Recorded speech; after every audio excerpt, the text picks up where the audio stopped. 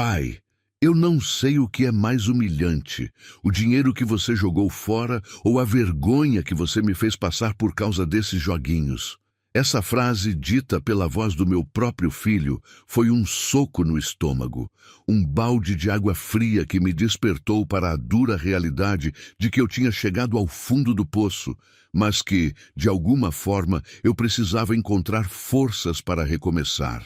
Era como se por um instante o chão tivesse sumido debaixo dos meus pés, e eu me vi flutuando num vazio de arrependimento e desespero, sem saber para onde ir, sem ter a mínima ideia de como consertar o estrago que eu mesmo tinha feito na minha vida e na relação com a pessoa mais importante para mim.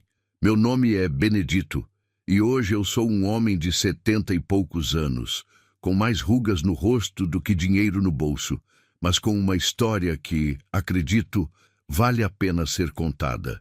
Nasci e cresci no interior de Minas Gerais, numa pequena propriedade onde a vida era dura, mas honesta. Meu pai era agricultor, minha mãe, tecelã, e desde cedo aprendi o valor do trabalho e da terra, a importância de cada semente plantada, de cada fio tecido. Vim para a cidade grande, São Paulo, ainda jovem, em busca de oportunidades que a roça não podia me dar, e por muitos anos fui motorista de ônibus, rodando por essas ruas que hoje mal reconheço, levando e trazendo gente, testemunhando a cidade crescer e se transformar através do para-brisa do meu coletivo. Eu sempre me orgulhei de ter dado o melhor para o meu filho, o Antônio, mesmo que isso significasse sacrifícios diários, madrugadas frias e a distância de casa. Ele prosperou, virou um empresário de sucesso, um homem feito, e eu, um avô que, no fundo, só queria um pouco de paz e reconhecimento depois de uma vida inteira de labuta. Mas a vida tem seus próprios planos. E os meus me levaram para um caminho que eu nunca imaginei. Um caminho de solidão e de escolhas erradas que me trouxeram até esse ponto de profunda vergonha. Antes de continuar essa história, gostaria de agradecer a esse canal pela oportunidade de me deixar contar minha história. E peço a você que está assistindo para ajudar se inscrevendo nele e também comentar a cidade que você está nos ouvindo. Todos os dias tem uma história nova. A história de como cheguei a esse ponto com o Antônio começou há pouco mais de um ano. Eu já estava aposentado, vivendo sozinho na minha casa simples, na periferia de São Paulo. Minha esposa, a querida Amélia, tinha nos deixado há 5 anos, e desde então a casa parecia vazia demais, o silêncio pesado demais. Eu sentia falta da agitação do ônibus, do barulho dos passageiros, da rotina que me mantinha ocupado. O Antônio, meu filho, sempre foi muito atencioso, apesar da vida corrida.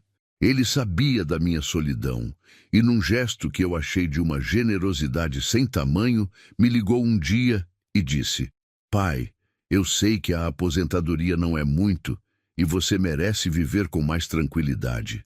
Eu fiz uma transferência de R$100 mil para sua conta. É para você se virar por um ano, sem preocupações. Pague suas contas, faça o que quiser, mas viva com dignidade. R$100 mil.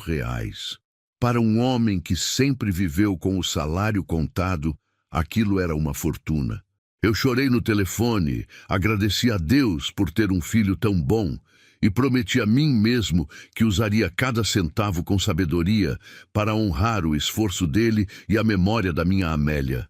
Mas a solidão é uma praga, e a mente de um idoso desocupado pode ser um terreno fértil para as piores sementes. Comecei a passar mais tempo no celular, vendo vídeos, lendo notícias. Foi assim que os anúncios dos joguinhos de aposta começaram a aparecer. No início, era só curiosidade. Ganhe dinheiro fácil, multiplique seus lucros. Milhares de pessoas já estão faturando. Eu nunca fui de apostar, mas a promessa de um dinheirinho extra, de um passatempo que me tirasse do tédio, parecia inofensiva. Comecei com pouco, 5, 10 reais, e para minha surpresa eu ganhava. Pequenas quantias, mas ganhava. Aquilo me dava uma emoção, uma adrenalina que eu não sentia há anos. Era uma fuga do silêncio da casa, da lembrança constante da Amélia, da rotina monótona da velhice. Os ganhos, claro, eram uma ilusão, uma isca. Logo, os 10 viraram 50, os 50 viraram 100 e os 100 viraram 500.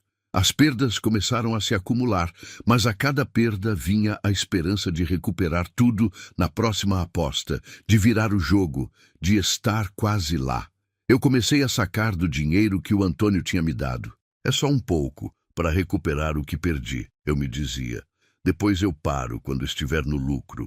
Mas o lucro nunca vinha de verdade, e quando vinha, era apenas para me puxar mais fundo. Os dias passavam, e eu me via preso numa espiral viciante, com o celular na mão, os olhos fixos na tela, o coração batendo forte a cada giro, a cada carta, a cada resultado. O dinheiro que era para durar 1 ano, que era para me dar dignidade, estava escorrendo pelos meus dedos, engolido por algoritmos e promessas vazias. Eu sabia que estava fazendo algo errado, algo que desonrava o meu filho, mas a compulsão era mais forte, uma força invisível que me arrastava para o fundo. Eu escondia tudo do Antônio. Ele me ligava, perguntava como eu estava, se estava precisando de algo. Eu sempre dizia que estava tudo bem, que o dinheiro estava dando, que eu estava me cuidando. As mentiras eram cada vez maiores, mais elaboradas, e a culpa, um nó apertado no meu peito. Eu via a conta bancária diminuindo, os 100 mil se transformando em 80, depois 50, 20, e em questão de meses, o que era para ser minha segurança por 1 ano, virou pó. Eu me sentia um lixo, um velho inútil que tinha jogado fora a confiança e o amor do próprio filho. A vergonha era tanta que eu nem conseguia mais me olhar no espelho. E então, o inevitável aconteceu. O Antônio, com a perspicácia de um empresário que ele é, percebeu que algo estava errado. Talvez uma movimentação na conta, talvez um extrato que ele tenha pedido por alguma razão, ou talvez a minha voz, que já não tinha mais o mesmo brilho. Ele me ligou, e a conversa que se seguiu foi a mais dolorosa da minha vida, culminando naquela frase que me fez enxergar o abismo onde eu tinha me metido. Depois da ligação, o silêncio voltou, mas era um silêncio diferente. Não era mais o silêncio da solidão que me levava aos joguinhos, mas o silêncio do desespero, da culpa esmagadora. Eu estava sem um tostão, com as contas para vencer e, o que era pior, com a confiança do meu filho estraçalhada. A dignidade que ele queria me dar, eu tinha jogado fora. Eu me sentei na minha poltrona velha, a mesma onde a Amélia costumava bordar, e olhei para as paredes da casa. Elas pareciam me julgar. Cada rachadura, cada mancha de umidade, um testemunho mudo da minha falha. Eu não tinha mais o dinheiro, não tinha mais a paz, e sentia que tinha perdido o respeito do meu próprio filho. O que eu faria agora? Como um velho motorista de ônibus aposentado, sem dinheiro e sem moral, poderia se reerguer? A resposta parecia impossível de encontrar. E a noite que se anunciava prometia ser a mais longa e solitária que eu já havia vivido, sem saber se um novo dia traria alguma esperança ou apenas mais vergonha. Cada palavra dele ecoava na minha cabeça, misturada com o silêncio pesado da casa e o barulho da minha própria consciência me acusando. Eu me sentia como um navio à deriva, sem bússola, sem velas, apenas à mercê de uma tempestade que eu mesmo tinha provocado. A geladeira estava quase vazia, as contas se acumulavam na mesa da cozinha e o dinheiro tinha sumido como fumaça, levado por aqueles joguinhos malditos. Não era só a falta de comida ou a ameaça de ter a luz cortada que me afligia. Era a perda da dignidade, a quebra da confiança, o olhar de decepção do meu filho que, mesmo a quilômetros de distância, eu sentia queimando na minha alma. Eu tinha jogado fora não só 100 mil reais, mas a chance de um final de vida tranquilo, a oportunidade de ser um exemplo, a honra que minha Amélia sempre me ensinou a preservar. Eu me arrastei até a sala, onde uma velha cômoda guardava algumas lembranças. Peguei um porta-retrato empoeirado com a foto da Amélia, sorrindo, com aquele olhar doce que me acalmava em qualquer tempestade. Ela estava ali, jovem, vibrante, ao meu lado em um piquenique de domingo, há tantos anos. Passei o polegar sobre a imagem, sentindo a frieza do vidro, e uma dor profunda me apertou o peito.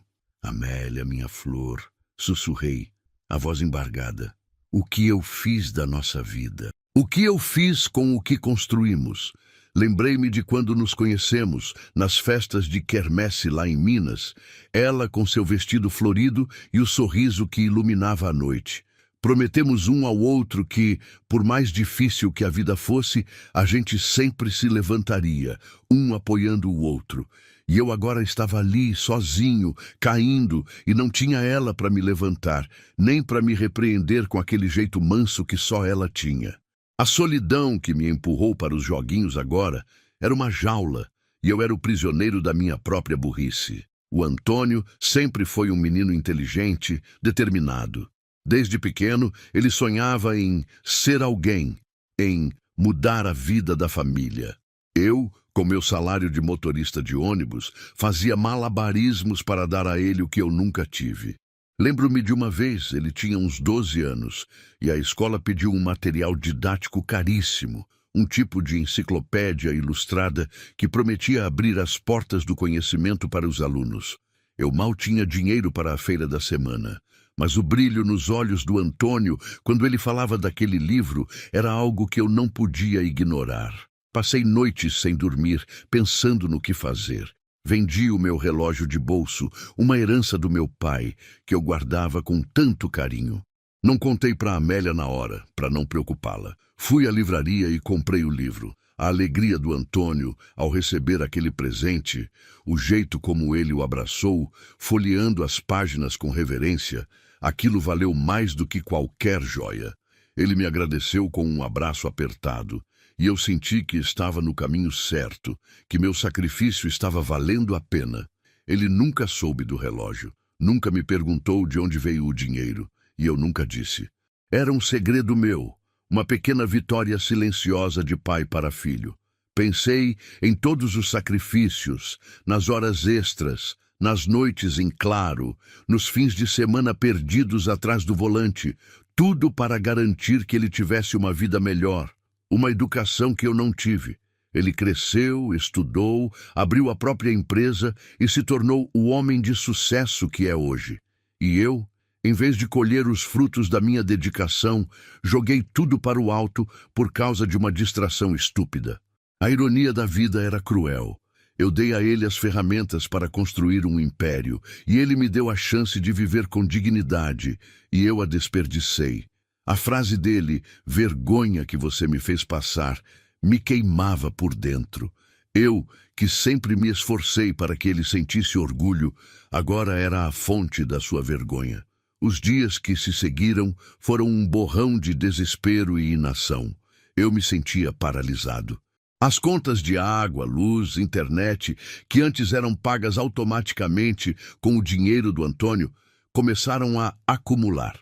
A comida na geladeira diminuiu e eu comecei a fazer as refeições com o que restava, esticando cada grão de arroz, cada pedaço de pão.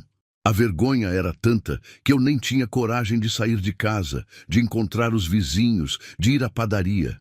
Sentia que todos sabiam, que todos me julgavam. O telefone, que antes tocava com as ligações do Antônio, agora estava mudo. Ele não ligou mais. O silêncio era ensurdecedor, um abismo entre nós dois. Eu tentei ligar para ele uma vez, duas, mas ele não atendeu. Deixei uma mensagem de voz, gaguejando, pedindo desculpas, mas sem saber exatamente o que dizer. Ele não retornou. A realidade bateu forte quando a conta de luz chegou com um aviso de corte. Se eu não pagasse em 3 dias, ficaria no escuro. O pânico começou a tomar conta. Eu não tinha para quem pedir. Meus poucos amigos eram aposentados como eu, vivendo com o mínimo. Pedir ao Antônio estava fora de questão, pelo menos por enquanto.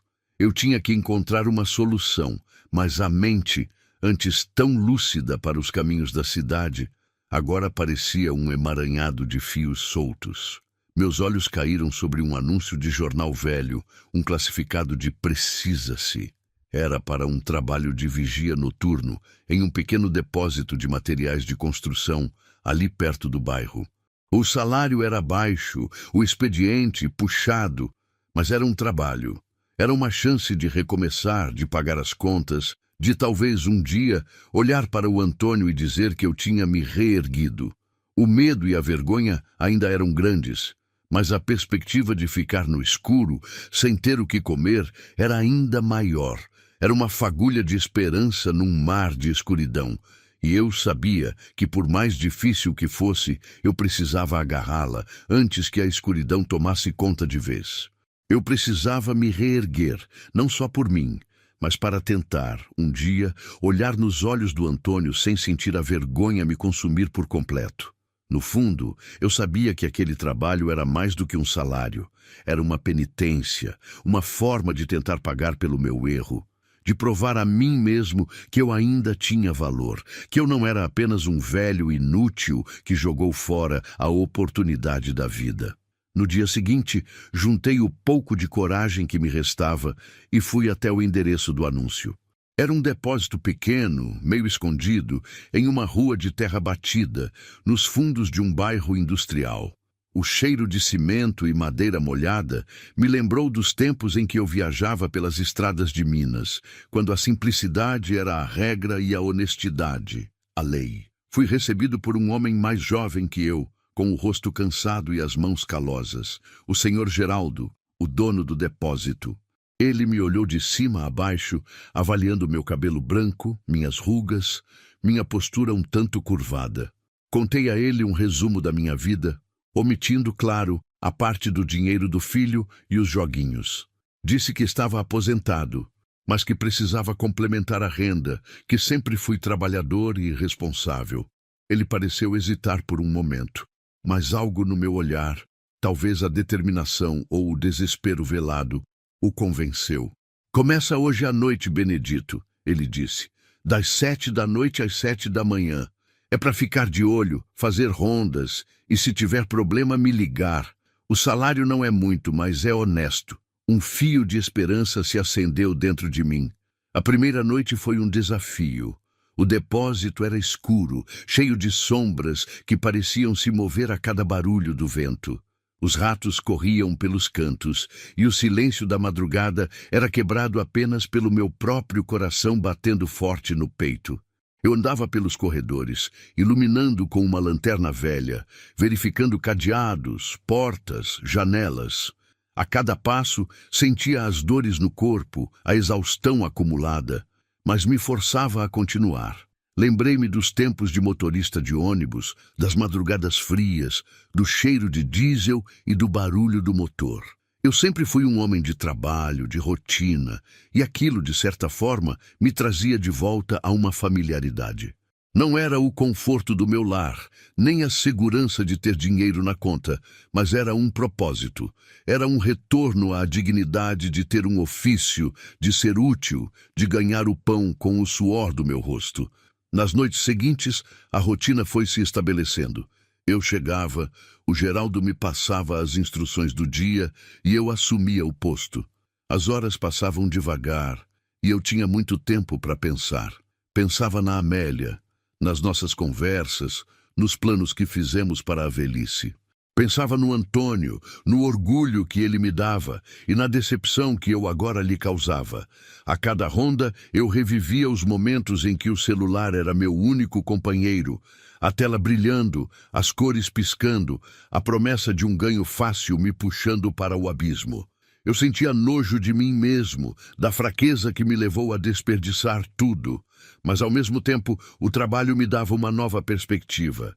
A cada tijolo, a cada saco de cimento que eu via no depósito, eu sentia o peso do trabalho honesto, do suor de quem constrói algo de verdade, não de quem joga a sorte no vento. Um dia, enquanto fazia minha ronda, encontrei um objeto esquecido em um canto escuro do depósito.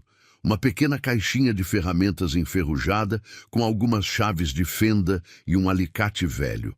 Aquela caixinha me trouxe uma lembrança vívida do meu pai, um homem de poucas palavras, mas de mãos fortes e habilidosas. Ele tinha uma caixinha de ferramentas igual a essa, que ele carregava para todo lado na roça, consertando cercas, arados, o que fosse preciso. Ele me ensinou que com as ferramentas certas e um pouco de paciência, a gente conserta quase tudo na vida, seja um motor quebrado ou um coração machucado. Olhei para a caixinha em minhas mãos, e uma ideia começou a germinar na minha mente. Eu sempre fui bom com as mãos, consertando pequenas coisas em casa, ajustando o motor do ônibus quando dava problema. Talvez, além de vigia, eu pudesse usar minhas habilidades para fazer algo mais, algo que me desse um pouco mais de renda e, quem sabe, um propósito maior. Com o primeiro salário, paguei a conta de luz, comprei alguns mantimentos e investi o que sobrou em algumas ferramentas básicas. Um martelo, alguns pregos, um pouco de arame, uma lixa. Comecei a consertar pequenas coisas na minha casa que estavam abandonadas há tempos. Uma torneira pingando, uma porta que rangia, uma cadeira bamba. Era um trabalho simples, mas me dava uma satisfação imensa. Cada parafuso apertado, cada madeira lixada, era um pequeno passo para reconstruir não só as coisas, mas a mim mesmo. Eu me sentia útil novamente, não apenas um velho esperando a morte chegar. Os vizinhos começaram a perceber. Dona Maria, a vizinha do lado, me pediu para consertar a cerca do jardim dela. O seu João, o da frente, queria que eu olhasse a bicicleta do neto. Eu cobrava pouco, só o material, às vezes nem isso, apenas para ajudar. E a cada ajuda eu recebia um sorriso, um muito obrigado. Uma palavra de carinho que valia mais do que qualquer dinheiro. Era uma forma de reconectar com as pessoas, de sair daquele isolamento que me levou ao vício. O trabalho de vigia e os pequenos concertos me davam um novo ritmo de vida. As noites no depósito eram longas, mas eu as preenchia com planos, com ideias de como poderia melhorar minha situação. A vergonha ainda estava lá, um fantasma que me assombrava, mas a cada dia, a cada concerto, a cada bom dia de um vizinho, eu sentia que estava recuperando um pedacinho da minha dignidade. Eu sabia que a estrada era longa, que a reconciliação com o Antônio seria um desafio ainda maior. Mas pela primeira vez em meses, eu sentia que havia um caminho, uma luz no fim do túnel.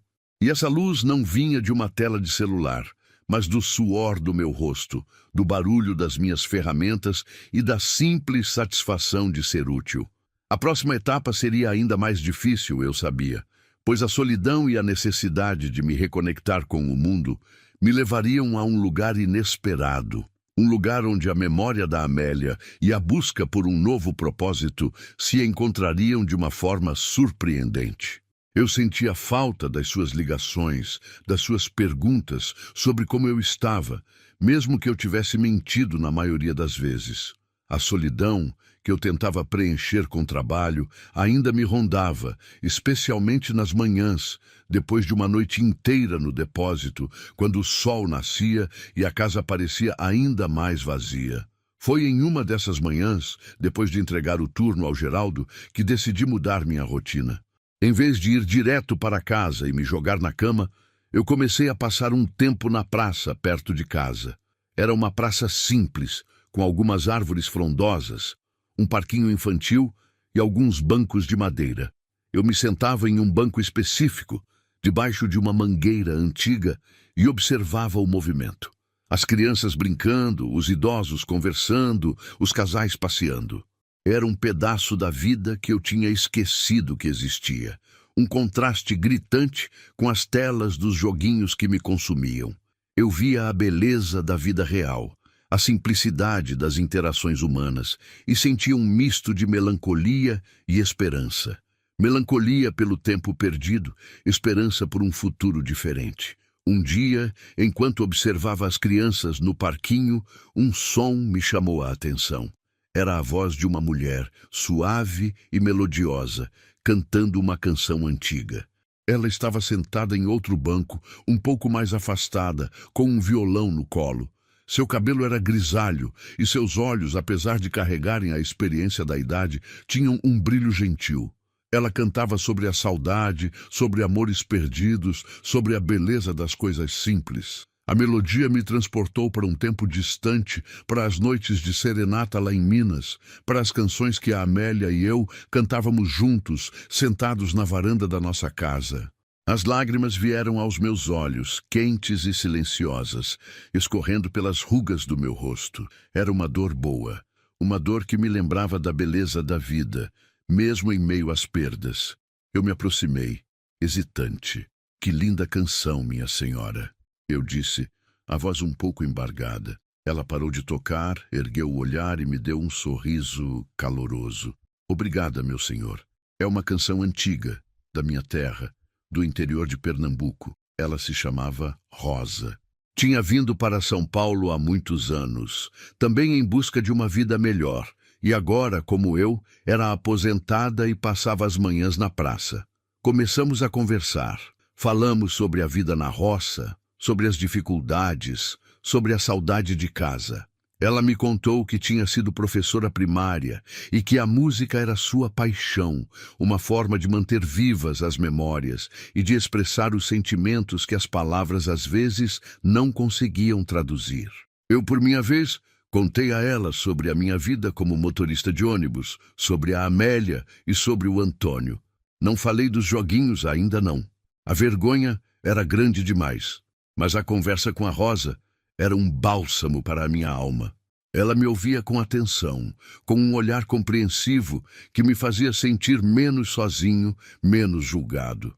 Ela não me dava conselhos, apenas compartilhava suas próprias experiências, suas próprias dores e alegrias. Um dia ela me perguntou: "E o que você gosta de fazer, Benedito? O que te traz alegria, além de consertar as coisas?" Eu pensei por um momento. Além de dirigir e consertar, eu sempre gostei de contar histórias. Histórias que eu ouvia dos passageiros, histórias da minha infância, histórias que eu inventava para o Antônio quando ele era pequeno. "Eu gosto de contar histórias, Rosa", eu disse. "Sempre gostei de ouvir e de contar." Ela sorriu. "Então, Benedito, conte-me uma história. Conte-me uma história que te faça rir ou que te faça chorar, mas que venha do seu coração. Suas histórias são como músicas, elas tocam a alma."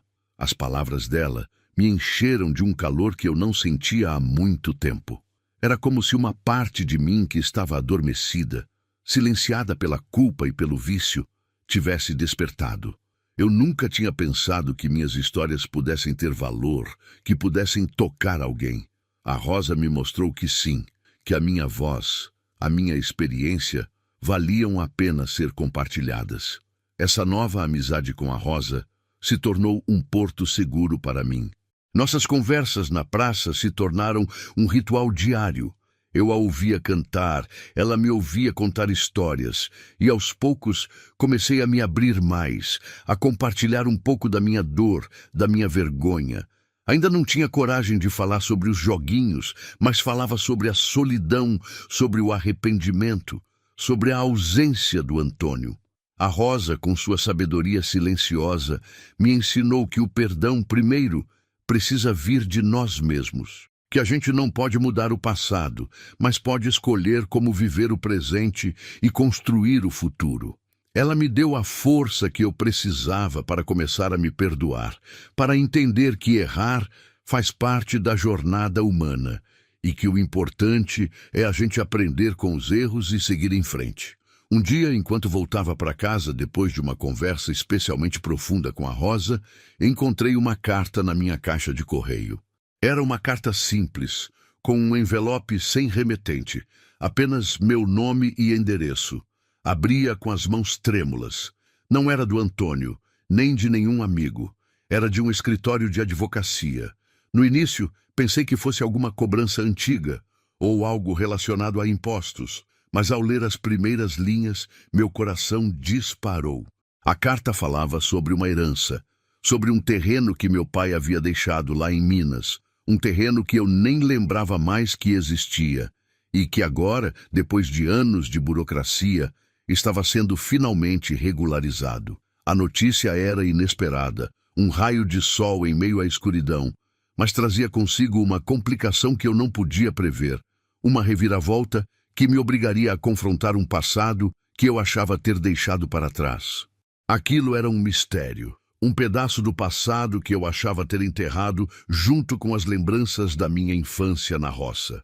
A notícia me tirou o sono, e a cada noite no depósito, em vez de pensar nos concertos ou nas histórias para a Rosa, eu revirava na mente as possíveis explicações para aquele legado esquecido. Conversei com a Rosa sobre a carta. Ela me ouviu com a atenção de sempre, e seus olhos transmitiam uma calma que me ajudava a organizar os pensamentos. Benedito, ela disse com sua voz suave, a vida tem seus jeitos de nos surpreender. Às vezes o passado volta para nos ensinar algo, ou para nos dar uma nova chance.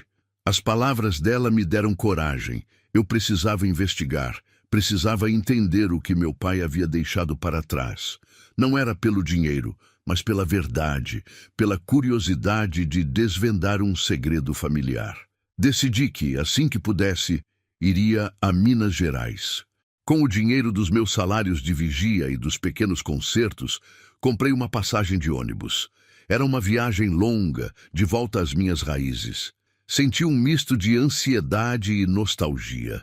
As paisagens da estrada, as serras, os vales, me lembravam de quando eu era um menino, correndo descalço pelos campos, sonhando com a vida na cidade grande. Agora, eu estava voltando, um homem velho, marcado pela vida, mas com uma nova esperança. Cheguei à pequena cidade que mal reconheci. Muita coisa havia mudado, mas o ar puro, o cheiro de terra molhada e o sotaque mineiro me abraçaram como um velho amigo. Fui direto ao cartório indicado na carta. O tabelião, um senhor de óculos na ponta do nariz, me atendeu. Ele explicou que o terreno era uma pequena gleba de terra, um pedaço de mata nativa que meu pai havia comprado de um antigo fazendeiro muitos anos antes, mas que a documentação nunca tinha sido totalmente regularizada por questões burocráticas e por ele não ter o conhecimento necessário na época. Recentemente, com a digitalização de documentos e um novo programa de regularização fundiária, o processo foi finalmente concluído e eu era o único herdeiro. O valor da terra não era exorbitante, mas era significativo. O suficiente para me dar uma tranquilidade financeira por um bom tempo e até para fazer um investimento. Mas a visita ao cartório trouxe uma surpresa ainda maior. O tabelião, ao ver meu sobrenome, perguntou se eu era parente de um certo seu Benedito, o motorista da linha São Paulo-Minas. Eu confirmei, e ele sorriu. Seu pai era um homem muito respeitado por aqui, seu Benedito. E ele sempre falava com muito orgulho do filho motorista que tinha em São Paulo. Inclusive, ele deixou um pequeno baú com alguns pertences aqui no cartório, pedindo que fosse entregue ao senhor, caso um dia o senhor viesse buscar essa herança. Meu coração disparou. Um baú? Meu pai havia deixado algo para mim, guardado por tantos anos. O tabelião me entregou um pequeno baú de madeira, velho e empoeirado. Abri-o com as mãos trêmulas. Dentro havia algumas fotos antigas, uma carta amarelada, um cachimbo que eu lembrava do meu pai e, para minha surpresa, um relógio de bolso. Não era um relógio qualquer. Era o meu relógio, aquele que eu tinha vendido para comprar a enciclopédia para o Antônio. Ele estava ali, intacto, com a gravura da locomotiva na tampa. As lágrimas vieram aos meus olhos. Meu pai, com sua sabedoria silenciosa, havia guardado aquilo para mim. A carta era curta, escrita com a caligrafia forte e um pouco trêmula do meu pai. Ele dizia que sabia que eu tinha vendido o relógio para dar algo de bom ao meu filho e que ele se orgulhava muito de mim. Ele tinha comprado o relógio de volta de um amigo que sabia da história e o guardou. Dizia também que o terreno era para eu ter um lugar para voltar, caso a vida na cidade grande ficasse difícil. Um pedaço de terra para eu fincar minhas raízes novamente. Ele terminou a carta com uma frase que me marcou profundamente.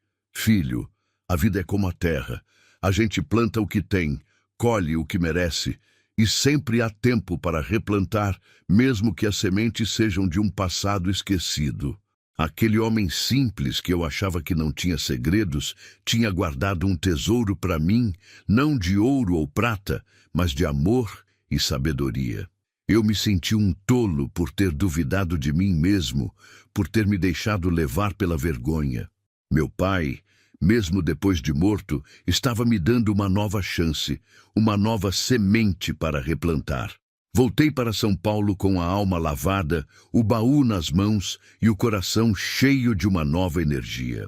A herança do terreno não era a solução para todos os meus problemas, mas era um novo começo, um capital que me permitiria sair da situação de aperto e talvez investir em algo que me desse mais do que o salário de vigia.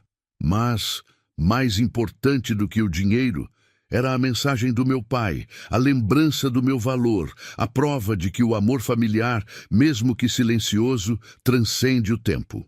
Eu tinha encontrado um pedaço da minha história que eu nem sabia que existia, e aquilo me deu a força para enfrentar o próximo desafio, a reconciliação com o meu filho Antônio, que ainda estava magoado, e que eu sabia que precisava ouvir toda a verdade, por mais dolorosa que fosse, mas antes de encará-lo, eu precisava tomar uma decisão importante sobre o terreno, uma decisão que mudaria para sempre o meu caminho e que me levaria a um novo propósito, ainda mais profundo. Eu tinha um novo capital, mas mais importante, eu tinha uma nova perspectiva sobre a vida e sobre mim mesmo.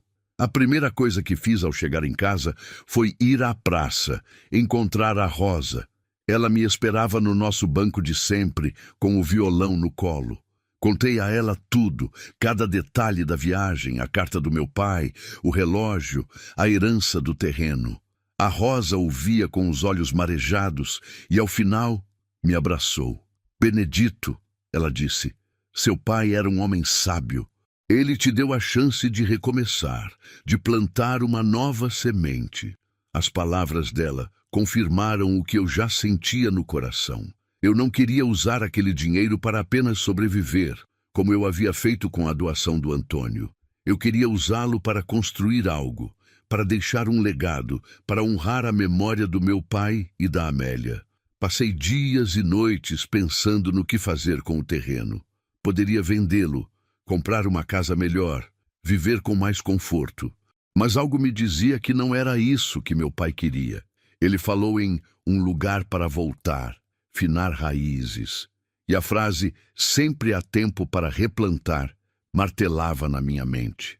Lembrei-me das minhas conversas com a Rosa, das histórias que eu contava, do dom que ela dizia que eu tinha. E se eu pudesse unir essa paixão por histórias com a herança do meu pai? Foi então que uma ideia, que antes parecia um sonho distante, começou a tomar forma. Eu queria criar um espaço, um lugar onde as pessoas pudessem se encontrar, compartilhar suas histórias, aprender umas com as outras. Um centro cultural comunitário, um ponto de encontro para a terceira idade, onde a sabedoria dos mais velhos pudesse ser valorizada e transmitida.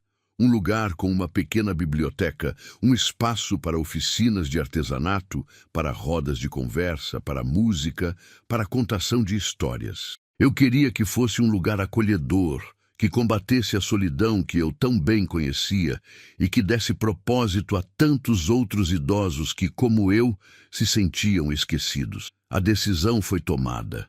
Não venderia o terreno. Eu o usaria para construir esse centro.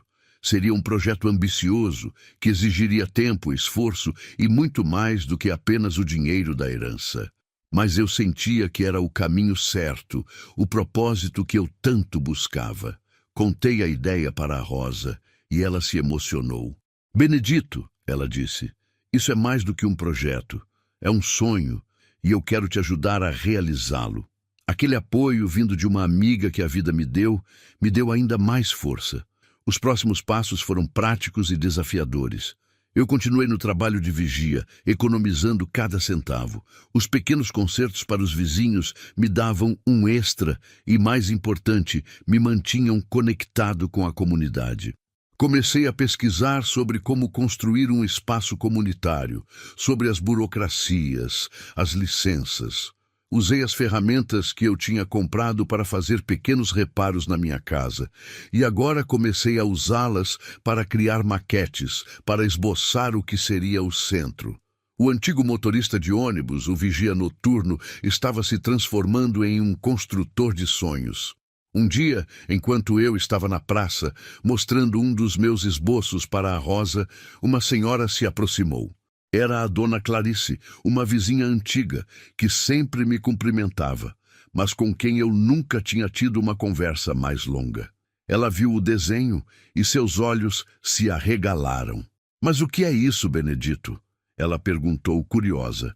Expliquei a ela sobre o centro, sobre a ideia de um lugar para os idosos, para as histórias, para a música.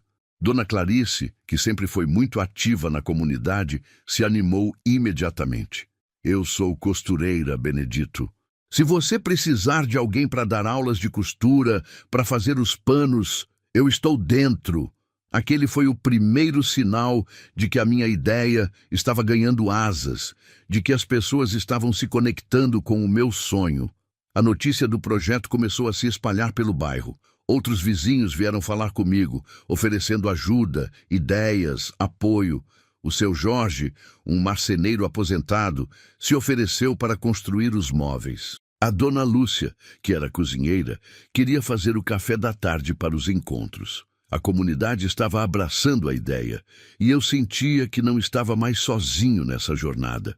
Era uma sensação de pertencimento que eu tinha perdido há muito tempo, uma prova de que a vida, mesmo depois de tantos erros, ainda podia me surpreender com o que havia de melhor nas pessoas. Apesar de toda essa energia e apoio, a questão do dinheiro ainda era um desafio. A herança era um bom começo, mas não o suficiente para construir um centro cultural do zero. Eu precisaria de mais recursos, de parcerias, de apoio e, claro, a questão do Antônio ainda pairava sobre mim. Eu sabia que, para seguir em frente com dignidade, eu precisava me reconciliar com ele, contar a verdade sobre o meu vício, sobre o meu arrependimento e sobre o meu novo propósito. Mas como abordar um filho que se sentia traído, que havia perdido a confiança em mim? A próxima etapa seria a mais difícil de todas, pois envolveria uma confrontação dolorosa, uma tentativa de perdão que poderia tanto curar quanto aprofundar a ferida entre nós. E a oportunidade para essa confrontação viria de uma forma inesperada, através de um evento que mexeria com as estruturas da nossa família. O apoio da Rosa e dos vizinhos era um bálsamo para a alma, e eu sentia que estava no caminho certo para honrar a memória do meu pai e da Amélia. Mas, por mais que eu me dedicasse a essa nova fase da minha vida, a ausência do Antônio ainda era uma sombra. Eu sabia que a reconciliação era essencial, não só para ele, mas para mim. Eu precisava contar a verdade sobre os joguinhos, sobre o arrependimento, sobre a herança do meu pai e o novo propósito que me guiava. Mas como? Ele não atendia minhas ligações, não respondia minhas mensagens. O abismo entre nós parecia intransponível. A oportunidade de um encontro, no entanto, surgiu de forma inesperada. Recebi um telefonema de uma tia distante, irmã da Amélia, que morava no interior. Ela me informou que a prima do Antônio, filha dessa tia, estava organizando uma festa de aniversário surpresa para ele em um salão de eventos na cidade. Seria uma celebração dos seus 45 anos e a família toda estaria presente. Meu coração deu um salto. Era a chance que eu esperava, mas também a que mais temia. Como ele reagiria ao me ver? Ele me expulsaria? Ou me daria a chance de falar? A incerteza me corroía, mas eu sabia que precisava ir. Não podia fugir mais. No dia da festa, vesti a melhor roupa que tinha, um terno antigo que a Amélia tinha me dado de presente. As rugas do tecido, assim como as minhas, contavam histórias. Fui de ônibus, sentindo o nervosismo crescer a cada parada. Ao chegar ao salão, vi a fachada elegante, os carros caros estacionados na rua. Era um mundo diferente do meu, do depósito, da praça. Respirei fundo e entrei. O salão estava cheio de gente, todos elegantes, conversando animadamente. O Antônio ainda não tinha chegado. Procurei um canto discreto, tentando passar despercebido, mas meu olhar logo encontrou o da minha prima, que me chamou com um sorriso. Ela me abraçou, feliz por me ver, e me disse para relaxar que tudo ficaria bem. Quando o Antônio chegou, a música parou e todos gritaram "Surpresa!". Ele ficou visivelmente emocionado, abraçando a todos, sorrindo. Seu olhar varreu o salão e então encontrou o meu. Por um instante, o sorriso dele vacilou. Seus olhos, antes cheios de alegria, agora carregavam uma mistura de surpresa, confusão e eu podia sentir uma ponta de mágoa. Ele fez um movimento como se fosse se aproximar, mas hesitou. Eu permaneci no meu lugar, esperando. Não queria forçar nada. A festa continuou e eu observei meu filho, o homem de sucesso que ele se tornou, cercado por amigos e familiares. Eu sentia um orgulho imenso, mas também a dor da distância que nos separava. Mais tarde, durante um momento de mais calma, quando a música estava um pouco mais baixa e as pessoas conversavam em grupos, o Antônio se aproximou. Ele estava com um copo na mão, o rosto sério. "Pai", ele disse, a voz baixa, mas firme. "Eu não esperava te ver aqui." Eu senti um nó na garganta. "Eu sei, meu filho, mas eu precisava vir. Precisava te ver, te desejar feliz aniversário e te pedir desculpas." Ele respirou fundo e seus olhos fixaram nos meus. "Desculpas? Por quê, pai? Por ter jogado fora o dinheiro que eu te dei para sua dignidade? Por ter me feito passar vergonha?" As palavras dele eram um golpe, mas eu sabia que ele tinha razão. Ele estava ferido e eu era o culpado. "Antônio", eu comecei, a voz embargada, "eu sei que te decepcionei. Sei que errei feio. Aquele dinheiro que você me deu com tanto carinho, eu joguei fora.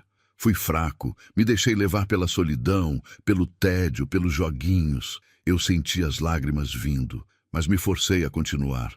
"Não há desculpa para o que eu fiz. Eu te peço perdão, meu filho, do fundo do meu coração. Não peço que você me perdoe agora, mas peço que me ouça. Eu preciso que você saiba o que aconteceu depois." E então eu contei a ele tudo. Contei sobre a vergonha, o desespero, a falta de dinheiro. Contei sobre o trabalho de vigia noturno, sobre os pequenos concertos, sobre a dignidade que eu estava tentando recuperar com o suor do meu rosto. Falei sobre a rosa, sobre a praça, sobre as histórias que eu comecei a contar. E, finalmente, contei sobre a carta do meu pai, sobre a herança do terreno em Minas, sobre o baú, o relógio e a mensagem dele. Falei sobre a ideia do centro comunitário, um lugar para os idosos, um espaço de acolhimento e de histórias. "Eu não quero mais o seu dinheiro, Antônio. Eu quero o seu perdão. E quero que você veja que eu mudei, que eu estou tentando construir algo de valor, algo que honre a memória da sua mãe e do seu avô." Pensei que ele me viraria as costas, que o abismo entre nós se tornaria ainda maior. Mas então ele olhou para mim e pela primeira vez em meses eu vi um lampejo de dor, mas também de compreensão nos seus olhos. Ele não sorriu, mas também não me repreendeu. Apenas disse: "Pai, eu não sei o que dizer. Eu não sabia de nada disso." A frase dele era um alívio, um pequeno fio de esperança. Ele não estava me julgando, estava me ouvindo. Ele me convidou para sentar em uma mesa mais afastada e ficamos conversando por um bom tempo. Ele me fez perguntas sobre o projeto do centro, sobre como eu estava me virando. Eu senti que a ponte entre nós, que parecia quebrada, estava sendo reconstruída tijolo por tijolo. Ele ainda estava magoado, eu sabia, mas a verdade, dita com humildade e arrependimento, abriu uma fresta no seu coração.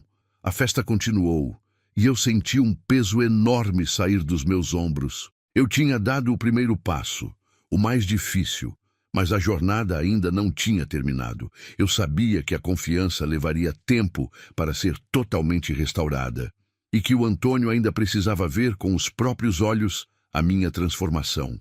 E um acontecimento inesperado, uma visita ao meu lar, seria o próximo passo nessa difícil e delicada jornada de reconciliação. Ela sorriu, com aquele brilho gentil nos olhos. A verdade sempre encontra seu caminho, Benedito.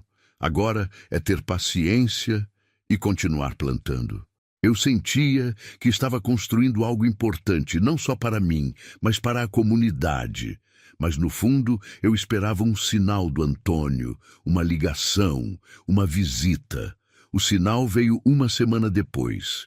Eu estava em casa, lixando uma tábua de madeira para um dos meus projetos, quando ouvi batidas na porta. Abri e lá estava ele, o Antônio.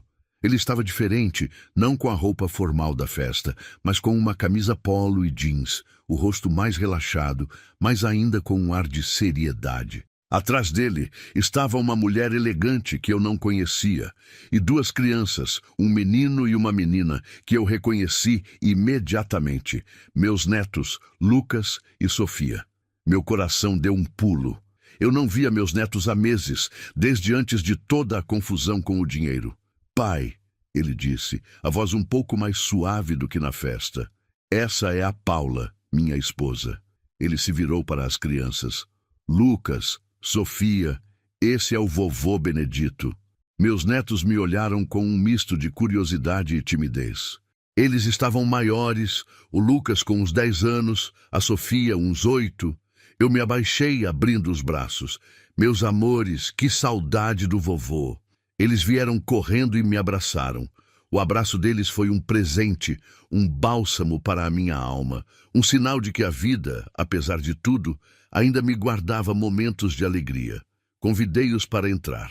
A casa, simples e modesta, estava arrumada, cheirando a café fresco. O Antônio e a Paula olharam ao redor e eu senti um pouco de vergonha pela simplicidade do meu lar, tão diferente do mundo em que eles viviam. Mas a Paula, com um sorriso gentil, disse: "Que casa aconchegante, seu Benedito." Ela parecia uma mulher doce e eu me senti um pouco mais à vontade. O Antônio me seguiu até a cozinha, enquanto a Paula e as crianças ficavam na sala. "Pai", ele começou, a voz baixa, "eu vim aqui porque eu precisava ver com meus próprios olhos. Precisava ver como você estava e ver se o que você me contou na festa era verdade." Eu assenti. "É verdade, meu filho. Eu não tenho nada a esconder de você agora.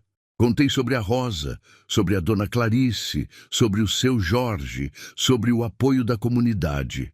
E então peguei o baú do meu pai, abri-o e mostrei a ele a carta e o relógio de bolso. Esse relógio, Antônio, eu vendi para comprar aquela enciclopédia para você, quando você era menino.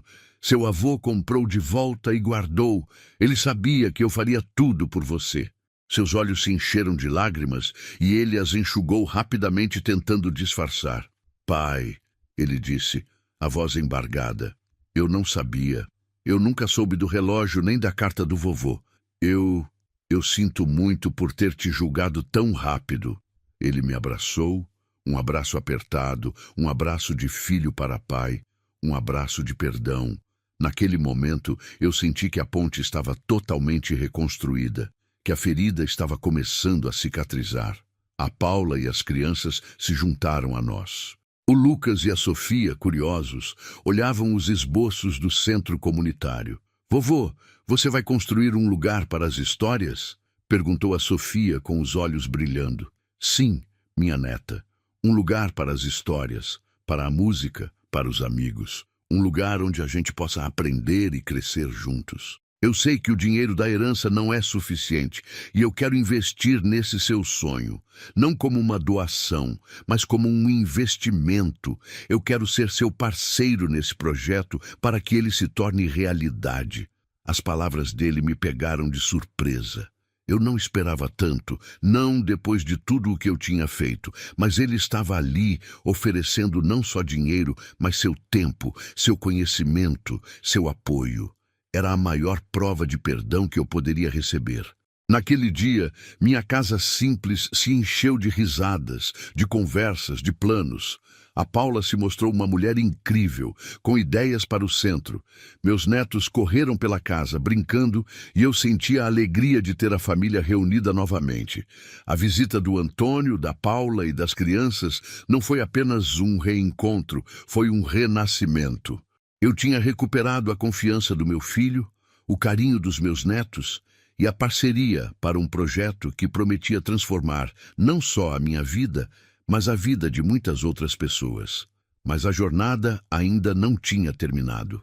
Eu sabia que a construção do centro seria um desafio e que a minha história, a minha lição de vida, ainda precisava ser compartilhada com um público maior, para que outros pudessem aprender com os meus erros e com a minha superação.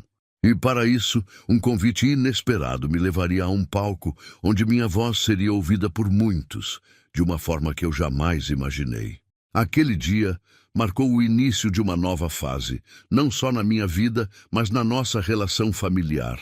O Antônio, com sua expertise em negócios, começou a me ajudar com o planejamento do centro, a buscar orçamentos, a pensar na parte burocrática. A Paula, com sua visão e sensibilidade, trazia ideias para as atividades e a organização do espaço. E os netos, eles eram a minha maior inspiração, a prova viva de que a vida continua e que vale a pena construir um futuro melhor. O trabalho de vigia e os pequenos concertos continuaram, mas agora com um novo ânimo. Eu sentia que cada tijolo que eu ajudava a assentar, cada parafuso que eu apertava, era um passo em direção ao meu grande sonho. A Rosa, minha confidente e amiga, estava radiante com a reviravolta na minha vida. Ela se tornou uma das principais entusiastas do projeto e já planejava as rodas de música e as oficinas de contação de histórias que daria no centro. A comunidade do bairro também se envolveu de corpo e alma, com voluntários se oferecendo para ajudar na construção, na limpeza, na divulgação. Eu via o sonho do meu pai, de finar raízes, se materializando de uma forma que ele jamais poderia imaginar. Com o apoio do Antônio, conseguimos os recursos necessários para dar início à construção do centro. Não foi fácil, claro. Houve desafios, atrasos, imprevistos. Mas a cada obstáculo, eu lembrava da mensagem do meu pai, de que a gente planta o que tem e colhe o que merece. E eu estava plantando com amor, com dedicação, com a certeza de que estava fazendo a coisa certa. Eu, o velho motorista de ônibus que quase jogou tudo fora, estava agora construindo um legado. Certo dia, o Antônio me ligou com uma proposta inusitada. Pai, ele disse, eu fui convidado para ser um dos palestrantes em um evento sobre empreendedorismo e superação aqui em São Paulo. E eu pensei que você deveria vir comigo, não só para assistir, mas para falar, para contar a sua história. Meu coração disparou. Eu, Benedito, um palestrante? Em um evento grande, com gente importante? O nervosismo me invadiu, mas a voz do Antônio era firme. Pai, sua história é de superação. É de como alguém pode cair, reconhecer o erro e se reerguer, construindo algo novo e significativo. As pessoas precisam ouvir isso. Eu preciso que as pessoas ouçam isso. E lembrei-me do meu filho, que apesar de tudo, estava me dando essa oportunidade, essa chance de redimir meus erros, não só para ele, mas para mim mesmo e para outros que pudessem estar passando por algo semelhante. Aceitei o convite. No dia do evento, o nervosismo era palpável. O salão estava lotado, as luzes brilhantes, os microfones à minha frente. O Antônio foi o primeiro a palestrar, falando sobre sua trajetória de sucesso, e, para minha surpresa, ele mencionou a importância do pai, da minha dedicação em dar a ele uma boa educação, mesmo com sacrifícios. Ele não detalhou meus erros, mas fez questão de ressaltar a minha força e a minha capacidade de recomeçar. Ao final da palestra dele, ele me chamou ao palco. Eu subi ao palco, as pernas tremendo, o coração batendo forte. Peguei o microfone e, por um instante, o silêncio da plateia era ensurdecedor.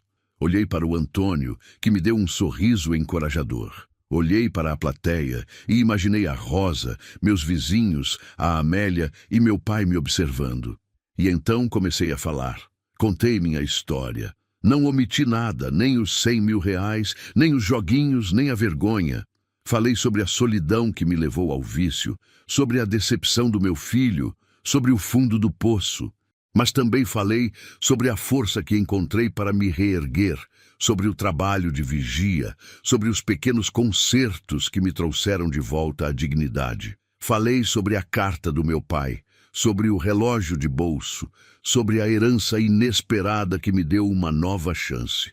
E com a voz embargada, falei sobre o projeto do centro comunitário, sobre o sonho de criar um espaço de acolhimento, de histórias, de música, para que outros idosos não se sentissem sozinhos como eu me senti.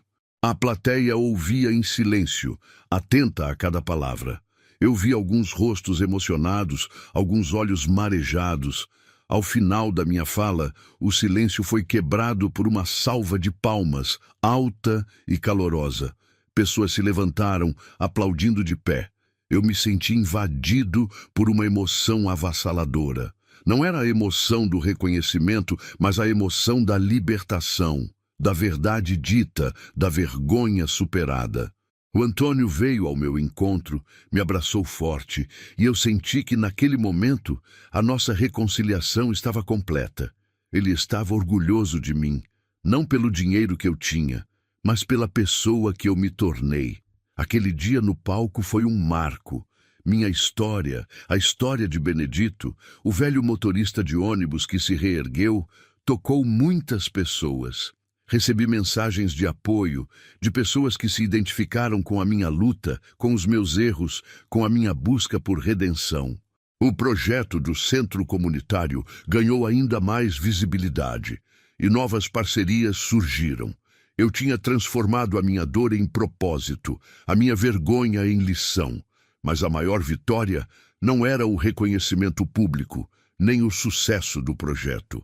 A maior vitória era a paz que eu sentia no coração, a certeza de que eu tinha encontrado o meu lugar no mundo e que a vida, mesmo depois de tantos tropeços, ainda podia ser um caminho de aprendizado, de superação e de justiça.